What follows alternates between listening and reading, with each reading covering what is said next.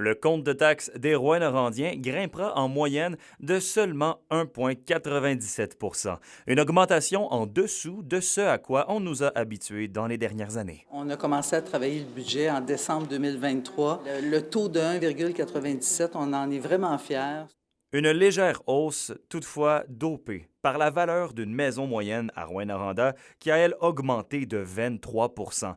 Énormément de citoyens avaient sursauté au moment de recevoir la plus récente évaluation municipale. Si la maison moyenne augmente de 23 c'est sûr que sans même augmenter le compte de taxes, sans même arriver avec une charge fiscale, avec une augmentation, au bout de la ligne, c'est sûr qu'on se ramasse avec une facture positive. Mais les citoyens n'ont pas tous la même capacité de payer pour les mêmes services. Donc, notre but, c'était d'arriver au plus bas, malgré une augmentation de valeur assez exceptionnelle aussi.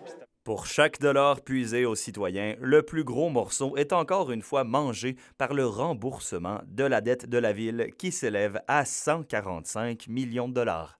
Il y a des bonnes dettes, en fait, là, si c'est pour investir dans des infrastructures ou renouveler des choses, des projets porteurs, on est mieux de s'endetter à ce niveau-là.